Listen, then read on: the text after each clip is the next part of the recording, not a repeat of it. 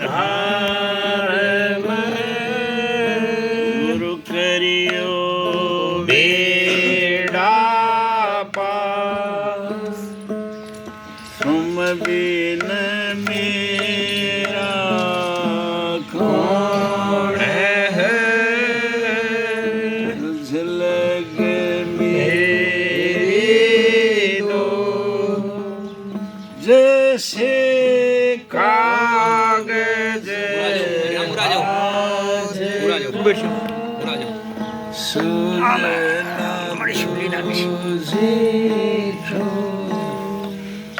ये तन विसकी मेलड़ी गुरु अमृत की शीश दिए गुरु मिले तो भी सस्ता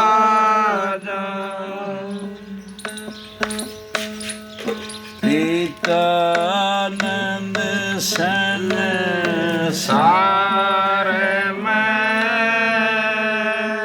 उठा है अनुराग जिनको सतगुरु मिल गए जागे पूरे बले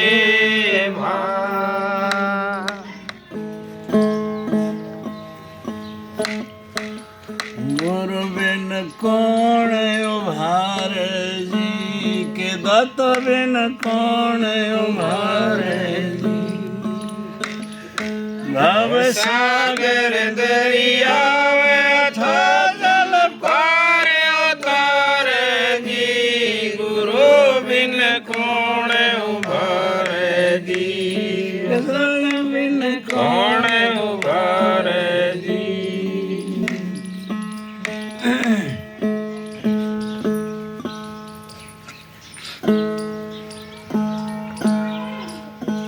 संतों ने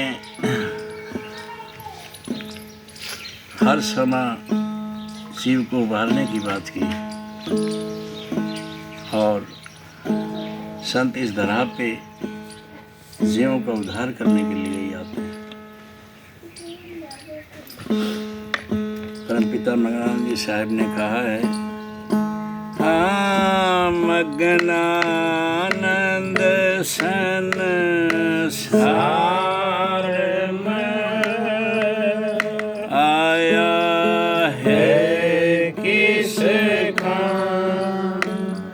सतगुरु मिले ना सेवा करी ना जपता ने जना। महात्मा जी ने बताया कि संसार में आए और मनुष्य का जीवन मिल गया फिर भी ना तो सतगुरु की शरण ली ना सतगुरु की सेवा की, खाली नाम जपने से कुछ नहीं होता। और नाम क्या? नाम है जो सतगुरु ने निज नाम दिया है, उसके बिना बेड़ा पार नहीं होता।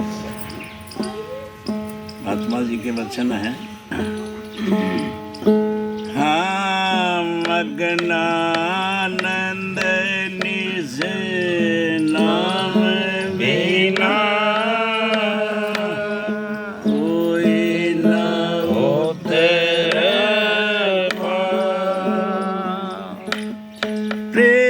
प्रीतानंद पर करो आनंद नाम निज यही बताया है परम सदगुरु पीतानंद जी साहब ने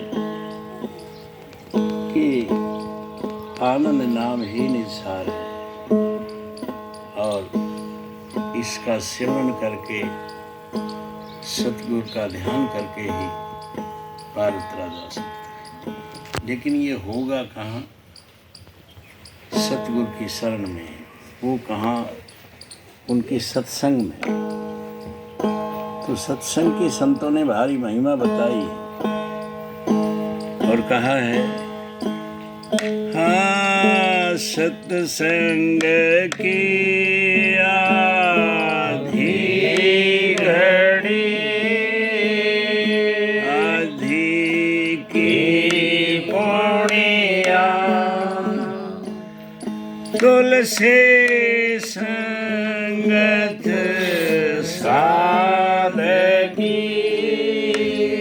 कट कोटे अपरा।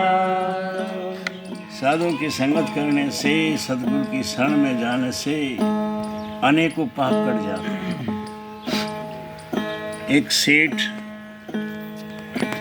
बहुत दौलतमंद था, बहुत दौलत थी, बहुत शोहरत थी। शोहरत के माने पूरे इलाके में उसकी लोग पहचान मानते थे कि हाँ बहुत पैसे वाला है।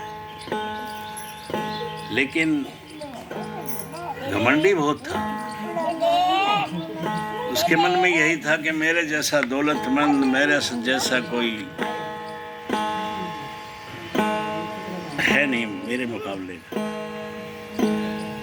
अब घर से कई बार जो घरवाल है, उसकी जो पत्नी है, वो इस बात को समझती थी कि मालिक का दिया हुआ सब कुछ है, लेकिन ये जो अभिमान रखता है ना, ये सब कुछ खो देगा। तो उसी जगह पे, उसी नगरी में एक सत्संग होना था। संत आए हुए थे।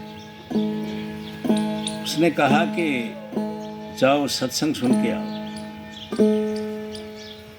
कहने लगा मेरे पास इतना टाइम कहाँ कि मैं घंटों सत्संग में बर्बाद कर दूं। कहता नहीं, जाओ, सत्संग का बहुत फायदा है।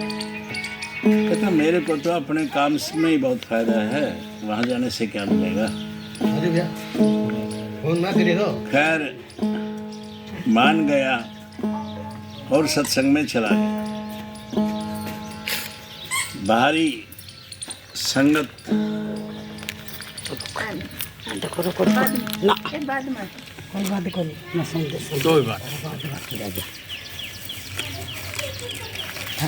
सत्संग में गया तो बहुत संगत आई हुई थी और वहाँ सेवादार तो होते हैं। तो देखा कि ये तो बहुत कोई बड़ा सेठ साहूकार है, सत्संग में आया है तो जरूर कोई बात है। तो उसने कहा कि आओ। अब उसे और इस बात की खुशी हुई कि चलो यहाँ आदर सत्कार तो है, पूछ तो है। आगे गया जहाँ प्रवचन हो रहे थे महात्मा के, वहाँ जाके कोई दूसरा था, उसने कहा कि बैठो। बैठ गया। बहुत अच्छा सत्संग हो रहा था, लेकिन सेठ को तो कुछ समझ नहीं आ रही, नींद आ गई। और नींद इतनी गहरी कि बहुत देर तक सोया रहा। सत्संग खत्म हुआ तो महात्मा ने प्रसाद बांटा, लोगों को आशीर्वाद दिया, वो सोया पड़ा। अब जो सेवादार दरी उठाने वाले थे वो आ गए। सोचा कि उठेगा तो फिर हमारा भी काम बने। नहीं उठा। उसे उठाया कि भैया उठो, सत्संग का समापन हो चुका है, अपने घर जाओ। तो वो उठा। तो फिर जाने लगा तो उन्होंने कहा कि जाओ। चला गया। घर आया तो उससे बड़ा आश्चर्य हुआ था कि देखो थोड़ी देर में ही कितनी शांति मिली है, कितना संतोष मिला है। तो हमें ये जो मालिक की महिमा है, इसको समझना और इसका गुणगान करना चाहिए। घरवाले ने कहा क्या हुआ? पूछा कुछ नहीं। कहता फिर भी क्या बताया है? कहता 3 बातें बताई हैं। आओ, बैठ जाओ और जाओ। तो उसकी घरवाली ने कहा कि तो बहुत बढ़िया है, ये तो तुम्हें गुरुनामा मिल गया और इसको रटते रहो। अब उसे भी अच्छा लगा, सारा दिन बैठ के यही करता रहा, आओ बैठ जाओ जाओ। तो बड़ा संतोष मिला उसको इस बात से, और आकर शाम को घर में प्रसाद किया और अपने शयन कक्ष में चला गया सोने के लिए। अब नींद लगी ही थी कि एक चोर घर में आ गया, एक छोटी सी गठड़ी उसके हाथ में। तो उसने कहा कि आओ। अब चोर ने कहा, भाई इतना बड़ा घर है और मैं चोर हूं, ये कहता है आओ। तो भीतर आ गया। दूसरा उसका वचन था, बैठ जाओ। तो चोर बैठ गया। सोचने लगा कि मैं चोर और इसने मेरे को बिठाया है, लेकिन वो तो अपना गुरनामा ही बोल रहा था। कुछ देर बैठा रहा, उसके बाद चोर समझ गया कि हाँ तो पकड़ा गया, अब ये तेरे को छोड़ेगा नहीं, पुलिस बुलवाएगा और पिटवाएगा और मुझे तो जेल भी हो सकती है। अब कुछ के देर के बाद उसका तीसरा वचन आ गया, कहने लगा कि जाओ। वो उठा और उसने सेठ को कहा कि मेरा जो लूट का माल है मैं सारा दे दूंगा और मेरे को कहीं पुलिस में ना पकड़वाना। अब सेठ सोचे कि मैंने कुछ किया भी नहीं,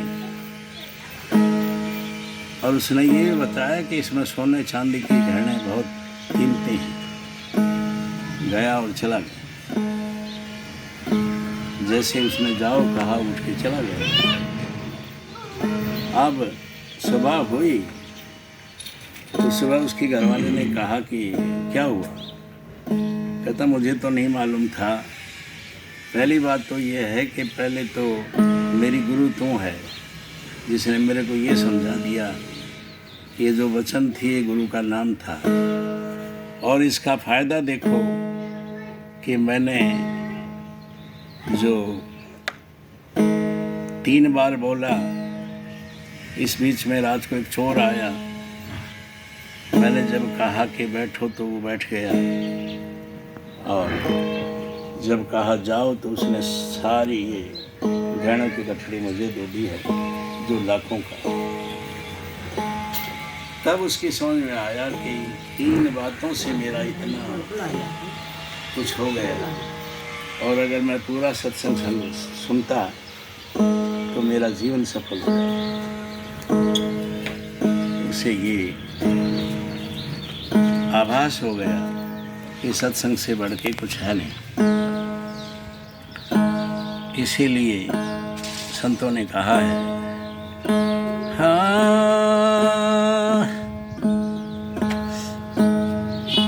सत्संग की आधी घड़ी आधी की पुनिया तुलसी संगत साध की कट कोट अपरा। तो संतों ने कहा है, सत्संग की आधी घड़ी तप की वर्ष तो भेव राबर नाथ में संतों ने किया है